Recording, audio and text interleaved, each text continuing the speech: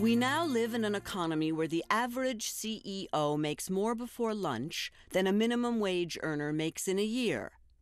How did this happen? Reaganomics. That's the theory that as the rich get richer, their money will miraculously trickle down to the less affluent. It didn't work. Breaking news here. Stocks all around the world are tanking because of the crisis on Wall Street. The Dow dropped 200 points in the first minutes and 450 by the close. The fourth largest U.S. investment bank says it's filing for bankruptcy protection.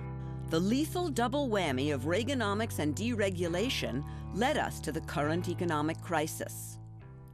Our opening bid is $114,750. Now, instead of helping an increasingly impoverished middle class through the worst economic crisis in U.S. history, they have another plan: to bail out the huge financial institutions and leave individual Americans with no health insurance, no jobs, and a crumbling infrastructure. Business and industry have been largely deregulated, which meant taking away oversight of our financial institutions. Nobody's going to save you. The feds aren't going to save you. The economy isn't going to save you. Only you can save yourself. Meet Melanie Payton. She was born in the United States, works for minimum wage, she is 30 years old with 4 children, and she is homeless. She's been working pretty much straight through for 15 years, since the time you're 15 years old. Mm-hmm. And yet, you don't have a house to live in. Right. Something doesn't seem exactly right, does it? Nope. No, it doesn't.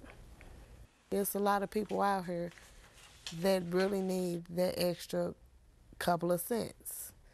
You know, it's a lot of single mothers out here. I am one. There's a lot of people that's sleeping in their cars and that's still getting up in the morning to go to work, and that it just doesn't make any sense. How much worse is this going to get? This is probably once in a century type of event. Is it the worst you've ever seen in your career? Oh, by far. Here we are today, a day that will go down in history as gigantic pillars of Wall Street, AIG, Lehman Brothers, Merrill Lynch. Yeah. So you don't know what's going to happen weeks down the road. And today, the worst is in front of their faces.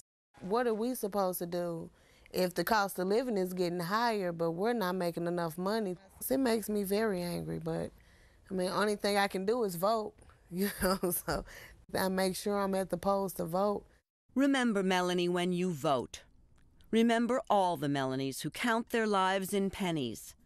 And remember to look behind the wedge issues that are there to divide us. Your future is in your hands.